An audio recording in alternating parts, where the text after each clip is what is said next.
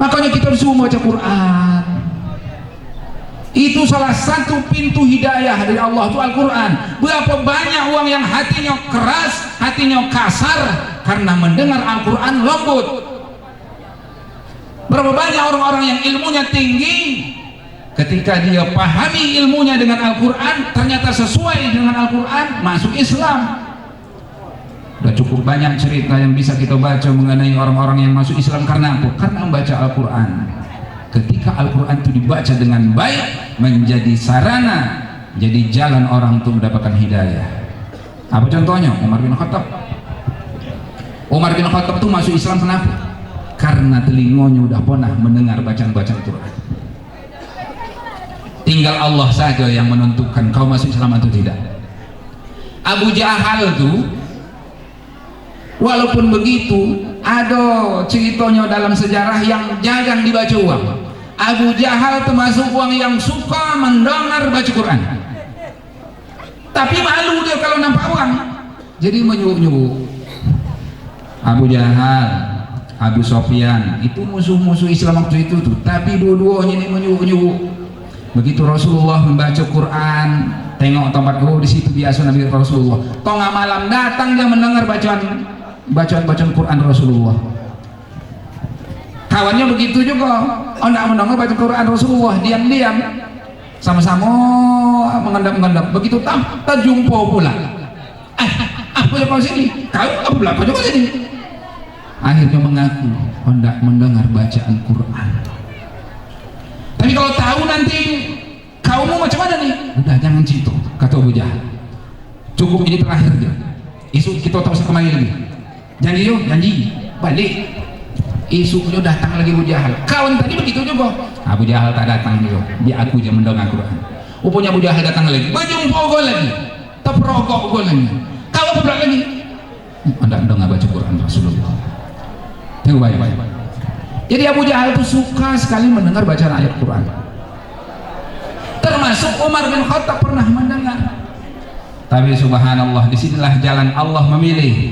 Innaka la tahdi man ahbabta walakin Allah yahdi man yasha. Allah akan memberikan petunjuk kepada orang yang dia kehendaki, bukan berdasarkan apa yang kita cintai. Makanya Rasulullah sangat cinta kepada Abu Talib.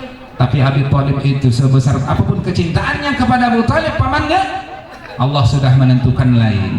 Tak sempat masuk Islam. Tak sempat.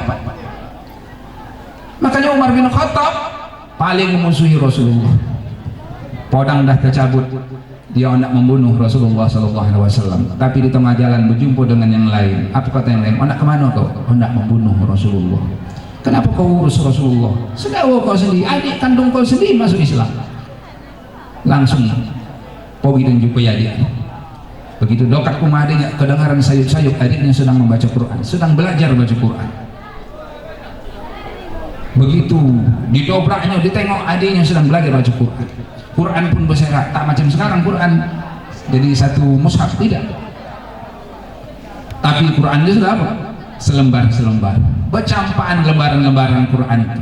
Usahalah adiknya yang bernama Fatimah tadi menyuguhkan lembaran itu. Saking marahnya, disipaknya adik ipanya sampai tersandar ke dinding. Datang adiknya pula ditopokkannya, tapi si adik tetap melawan. Udah suka kau nak kau bunuh hanya gara-gara aku masuk Islam, kau bunuh adik kau sendiri. Datang dia Ibu Umar, udahlah, itu apa yang kau pegang, ini Al-Quran, kata Fatimah. Umar heran, selama ini adiknya tak pernah melawan, tapi semenjak masuk Islam berani dia melawan. Udah sini aku baca, tak boleh karena kau najis. Aku nak bacanya, kalau kau nak membacanya pergi kau mandi, bersihkan tubuhmu. Mandi Umar bin Khattab, kojok-kojok itu juga. Karena apa? Karena penasaran dengan apa yang dibaca adiknya ini, sampai adiknya berubah total. Begitu selesai dia mandi, selesai dia berwuduk, barulah dibacanya surah Toha itu. Terbuka hatinya, lembut hatinya. Barulah keluar guru ngaji si Fatimah. Apa kata guru ngaji Fatimah? Wahai Umar, masuk Islamlah kau. Kenapa? Karena Rasulullah pernah berdoa, Allahumma a'inzal Islam bi umarain. Ya Allah, masukkan Islam dengan salah satu dari dua Umarain. Yang satu Umar bin Khattab, yang satu Amr bin Hisham. Siapa Amr bin Hisham? Amr bin Hisham itulah Abu Jahal. Jadi Rasulullah pernah berdoa kepada Allah, ya Allah, angkat kemuliaan Islam ini dengan masuknya Islam salah satu daripada dua Amr, dua Umar. Kalau tidak Umar bin Khattab, Abu Jahal, Amr bin Hisham. Rupanya yang dikabulkan oleh Allah adalah doanya Rasulullah untuk Umar bin Khattab. Begitu dia masuk Islam, barulah umat Islam yang tadinya sembahyang menyuwuk-nyuwuk, yang tadinya membaca Quran diam-diam, semenjak Umar dia masuk Islam, mulai banyak orang yang berani sembahyang di muka Ka'bah. Mulai berani, udah berani uang menyebut. Makanya anak-anak kita nih, bapak-bapak, ibu-ibu, jamaah yang dirahmati oleh Allah, yang terpenting ini, dengan maulid ini ingatkan kita balik, cintailah Al-Quran. Yang hari ini merasa belum bisa baca Quran, anak-anak remajanya cari guru. Malu kalau awak belajar sama-sama, undang guru datang ke rumah. Tidak ada jalan lain. Ini kekuatan umat Islam. Taraktu fikum amrain, kata Rasulullah, aku tinggalkan untuk kalian dua perkara aja. Lan tadillu ma tamassaktum bihima, kalian tidak akan sesat selama kau pegang kepada dua perkara ini. Apa itu? Kitab Allah wa sunnatan Nabi. Kitab Allah itu Quran dan sunnah Rasul. Makanya melalui maulid ini, pegang kuat Al-Quran, pahami lagi Al-Quran, cintai lagi Al-Quran, kemudian hidupkan sunnah-sunnah Rasulullah. Inilah kekuatan umat Islam yang masih lemah, masih hilang. Tapi alhamdulillah, menengok kondisi generasi muda saat sekarang ini sudah mulai bangkit balik semangat kecintaan kepada Al-Quran. Begitu kejadian si Ahok menista Al-Quran, menista agama, muncul kesadaran untuk mencintai Al-Quran. Banyak orang kemudian belajar Al-Quran. Jadi saya harap anak-anak remaja ini selepas acara ini pikirkan kembali, coba cek lagi anak-anak remajanya siapa yang belum pandai baca Quran. Ketua remajanya cari solusi macam mana supaya anak-anak ini cepat baca Quran. Itu sistem Iqra tuh udah saya tes bu. Waktu saya kuliah, saya mengajar anak SMA baca Quran, mengajar Iqra. Dia malu untuk belajar di luar. Akhirnya apa? Diminta kepada ayahnya untuk memanggil guru. Saya dipanggil. Ustadz, ini anak saya SMA, belum tahu baca Quran. Macam mana caranya mengajar dia Quran? Tasawah Ustaz lah, nak pakai Iqra. Saya ajarkan Iqra 1 sampai Iqra 6. Kemudian saya ajarkan itu selama kurang lebih setengah tahun. Mengaji dalam seminggu 4 kali. Saya datang ke rumah. Alhamdulillah bu, begitu tamat Iqra 6, tapi diajarkan betul-betul. Setengah tahun lancar dia baca Quran. Saya ajarkan tajwidnya, dapat dia tajwid dalam sekejap kalau ada kemauan. Jadi ini yang akan ditanya nanti bu. Min haqqil waladi ilal walid, hak daripada seorang anak kepada ayahnya ada 3. Ayyuhassina ismahu idza walada, dikasih nama yang elok ketika dia lahir, kasih nama yang lagak, yang sesuai dengan agama, yang tidak menggambarkan nama-nama yang tak elok. Jangan kasih nama membuat anak nanti bahan golaan uang. Kasih nama yang baik. Kalau Rasulullah suka namanya Abdullah, Abdurrahman, Abdurrahim, yang ada Asmaul Husna, kasih nama itu. Kalau yang perempuan, Fatimah, Khadijah, Siti Aisyah. Tapi yang nama-nama ini sekali lagi, zaman sekarang mencari nama Abdullah, Abdurrahman, Fatimah, Khadijah, udah payah dicari. Coba dicek nama-nama anak remajanya, payah mencari yang namanya Fatimah, Khadijah, Zainab. Bukan awak tahu enggak, kadang-kadang budak itu udah bosan, udah tahu dia, tak keren nama aku mak. Kenapa nama aku sama macam nama nenek dulu? No, wajah nama aku lah yang tak tahu nak. Iya. Namanya Aminah, dah lagak-lagak sampai di kota mince. Saking malu disebut Aminah. Kenapa? Merasa tak keren. padahal namu itu udah elok. Nah hari ini kadang-kadang omaknya lebih pandai pula lagi, mengasuh malu, dikasihlah nama yang tak jolas-jolas, dikasihlah nama-nama pemain sinetron, dikasihlah nama-nama yang dia sendiri tak paham artinya. Padahal itu adalah hak seorang anak untuk diberikan nama yang elok. Boleh nama tidak pakai bahasa Arab, boleh, asalkan nama itu nama yang elok. Siapa nama anak ibu? Mawar. Alhamdulillah elok. Kenapa? Niatnya supaya anaknya itu cantik, indah, kelakuannya cantik seperti bunga mawar, disukai oleh orang banyak. Tak jadi masalah, asal jangan yang tak betul. Ini anak-anak uang tua sekarang ini pandai pula membuat nama anak disingkat-singkat. Dana, sama siapa pula Dana? Singkatan nama ama ayahnya Darto dan Lina, disingkat Dana. Iya memang gitu.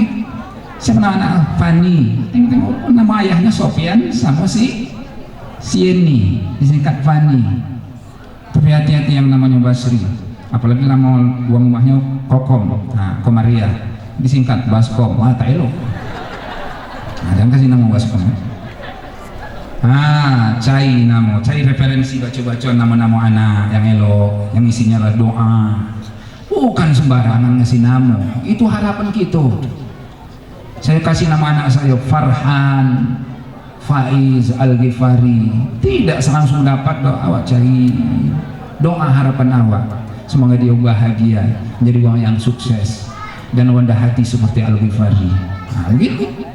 Yang satu lagi saya kasih nama Azam Aulia Rabbani, azam tekad yang kuat, aulia menjadi orang-orang pilihan Allah, Rabbani yang kemanapun tercampak dia tetap taat kepada Allah Subhanahu Wa Taala. Doa isinya, cari referensi, cari dalam Al-Quran nama-nama yang elok. 25 Nabi ada dalam Al-Quran, pilih namanya siapa aja boleh. Nah, Nabi Ibrahim dan sebagainya. Ini kadang-kadang malu nama Ibrahim, akhirnya apa? Dipanggil Baim, malu. Saya nama kau Baim. Nah, kadang-kadang kalau sampai ke kota Abraham, macam-macam nama. Tengok, buka Al-Quran. Tapi setelah baca Quran, buka, sebelum kasih nama, tanya dulu. Karena banyak dalam Quran yang tak elok. Siapa nama anak kau? Muhammad Fir'aun. Memang pakai Muhammad dan Fir'aun itu tak sadar kawan. Jadi dalam Quran juga tak usah buat. Jadi itu hak anak tuh, Bapak Ibu sekalian. Ayu hasana ismahu idza walada wa yu'allimul kitab idza aqala. Ajarkan dia Al-Quran ketika dia telah berakal. Tanggung jawab ibu tuh, tanggung jawab bapak. Aku pun tak tahu baca Quran, macam mana mengajarkannya. Itulah tadi caranya, panggil guru atau antarkan awak ke guru ngaji. Baru mantap, lepas kewajiban kita. Itu hak anak itu. Nanti dari akhirat akan dituntutnya kita. Tapi kalau ibu sukses untuk menjadikan anak ibu pandai baca Quran, yang dengan dia pandai baca Quran itu tahu dia beribadah, tahu dia sembahyang, tahu dia bacaan-bacaan doa, ketika dia berdoa tak lupa dia mendoakan awak, kan untungnya untuk itu juga. Makanya ketika di hari akhirat nanti tidak ada amalan yang sanggup menolong kita, yang mampu memberikan syafaat kecuali Al-Quran. Iqra'ul Quran, bacalah oleh kalian Al-Quran, fa innahu ya'ti yaumal qiyamah syafi'an li ashabihi. Baca Quran, kenapa? Karena amalan baca Quran itu kelak akan datang memberikan syafaat kepada orang yang suka membacanya. Cuma Quran yang mampu memberikan syafaat kepada orang yang membacanya. Tidak sebatas itu, kalau ada anak-anak ibu yang sudah bisa baca Quran, diamalkannya. Saya pernah terbaca di dalam hadis ketika si Omar sudah di hadapan gerbang neraka, diseret sama para malaikat, tiba-tiba datang anaknya yang pandai baca Quran, dipegangnya kedua tangan oma ayahnya, padahal dia sudah ada di muka. Suka masuk, kata malaikat, tahu ndak aku masuk? Kenapa? Oma ayahku belum selamat. Jadi macam mana nih? Aku ndak masuk kalau oma ayahku ikut. lalu diizinkan oleh Allah Subhanahu wa taala, barulah anaknya yang pandai baca Quran tadi menarik oma ayah dulu. Sebelum masuk pula ke dalam surga, dipakaikan pakaian-pakaian yang indah, diletakkan. Tapi ketika umat Islam jauh dari Al-Quran, tengok musuh-musuh Islam berani ini mengacau-ngacau awak di kampung awak sendiri, yang mayoritas umat muslim berani dikacau. Kenapa? Karena dia tahu umat Islam itu banyak yang jauh daripada ajaran-ajaran Quran. Bapak Ibu jamaah yang dirahmati oleh Allah, oleh karena itu sebagaimana dibacakan dalam Al-Quran tadi, laqad kana lakum fi rasulillahi uswatun hasanah, dalam diri Rasulullah itu ada contoh yang baik. Banyak yang hendak kita contoh dalam pribadi Rasulullah sallallahu alaihi wasallam.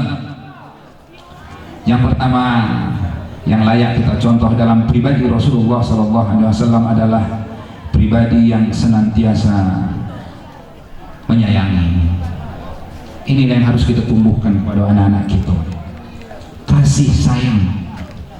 Hari ini banyak budak-budak yang tak betah di rumahnya. Kenapa? Kurang kasih sayang daripada orang tua. Kenapa Rasulullah berani mengatakan rumahnya baiti jannati, rumahku adalah surgaku? Karena Rasulullah berhasil membentuk sebuah keluarga yang sekiranya berbagai macam aktivitas di rumah, di luar rumah yang melotehkan, membuat capek, membuat stres, balik ke rumah tenang. Tapi berapa banyak rumah tangga awak yang sudahlah di kantor, di tempat kerja stres, balik ke rumah makin stres lagi. Nengok bininya begitu balik asik merepet, mandi dah jarang, busuk ketiak karena tak tanggung-tanggung, makin stres.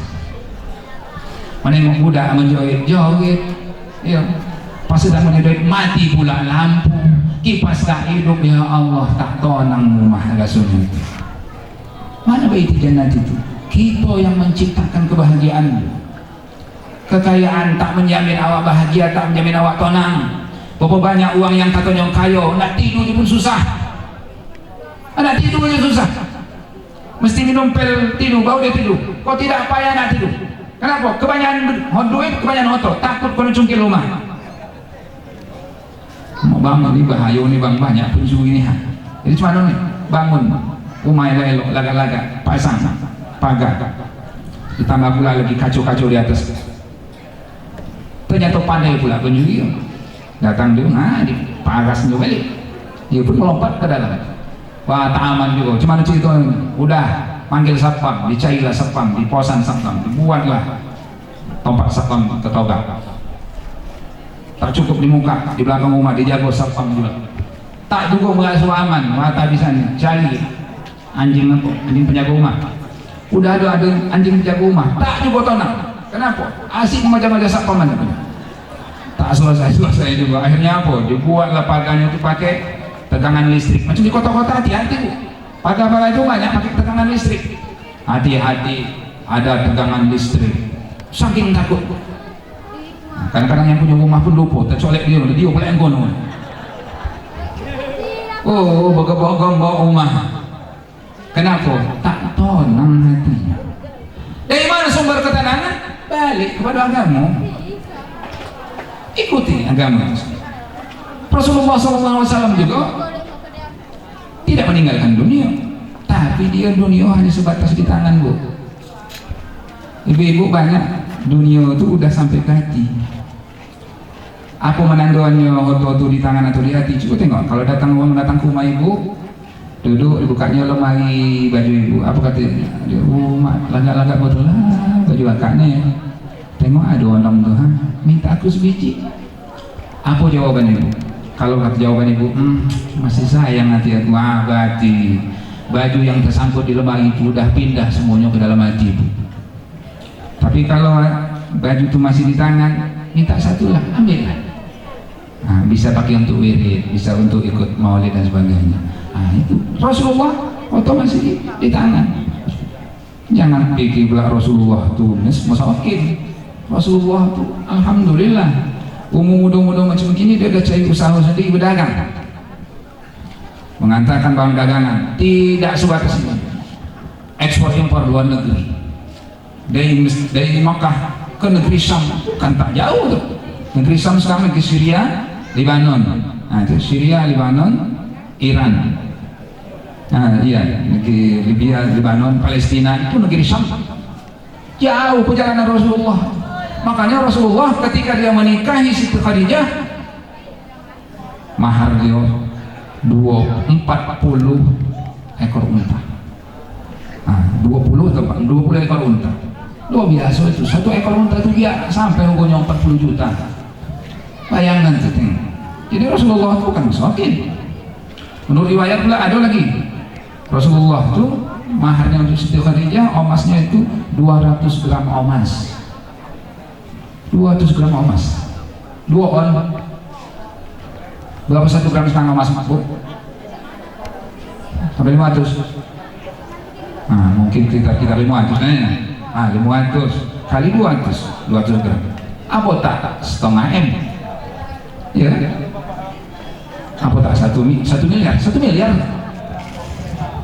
Zaman sekarang uang Minang pakai 1 miliar mana ada? Cuma zaman saya ada. Saya waktu Minang uang rumah saya setengah M. Setengah M atau miliar? Setengah mati aja. Nah itu. Ayah betul buka juga dulu bau nikah. Kalau menunggu banyak mau tak nikah. Akhirnya kecek-kecek gue lah. Tak usah banyak-banyak. Iya. Udah setengah M dia. Udah setengah mati saya gitu maksudnya. Ya Rasulullah kaya. Tapi kekayaannya tak membuat dia lupa kepada Allah Subhanahu wa taala. Kenapa? Karena Rasulullah tahu hakikat kehidupan kita. Ini yang hidup yang ada nih. Kata Rasulullah, "Inna dunya khuliqat lakum wa antum khuliqtum lil akhirah." Dunia itu untuk diciptakan untuk kalian. Jangan takut kalian tak dapat joki. Alang ayam maju tak ada akal pikiran dia, tak takut dia, tak dapat makan. Begitu dilepas, begitu balik datang isi pondok tenggolok. Kau sekali. Kata Rasulullah, dunia diciptakan untuk kalian. Wa antum khuliqtum lil akhirah. Tapi akhirnya lupa akhirat itu diciptakan untuk kalian. Dunia diciptakan untuk kalian, kalian diciptakan untuk akhirat. Jadi kita ini makhluk akhirat nih Bu. Sekayo-kayonya awak pasti akan meninggalkan dunia. Kenapa? Karena kampung awak akhirat. Kita ini makhluk akhirat. Bukankah awal penciptaan manusia itu di akhirat? Dalam surga? Berarti kita akan balik ke sana balik. Nah, kita ingat, ini hakikat kita ini semuanya ini adalah camat, calon mati. Calon bupati belum tentu jadi bupati, betul? Calon gubernur belum tentu jadi gubernur. Calon presiden belum tentu jadi presiden. Tapi kalau calon mati, udah tentu. Tinggal lagi siapa duluan. Jadi anak-anak muda ini jangan kalian lantang. Oh, aku masih muda. Uak pula duluan. Gabut udah beban banyak tuh kan? Gigi udah banyak terjampak. Nah, pasti kalau datang malaikat maut tengok, ini gombong nengok bebannya. Tidak, malaikat tak pernah menengok akta lahir ketika dia mencabut nyawa. Oh ini masih muda nih, tunggu dulu ya, yang tua duluan. Nah Wak, diterima kan? Sini. Tidak, dia tidak menengok akta lahir sesuai perjanjian. Makanya jangan lantam anak-anak muda. Kalau soal kematian tak tahu entah siapa yang duluan.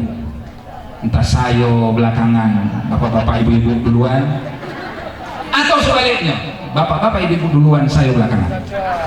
Nah, yuk. Tapi intinya apa? Semuanya bakal pergi. Jadi jangan lantam sama otot kita. Jadikan harta kita adalah harta yang baik, harta yang bernilai ibadah, harta yang akan menolong kita nanti. Karena otot itu ada 4 macam. Otot lapu, otot busuk, otot kutuk, otot isu.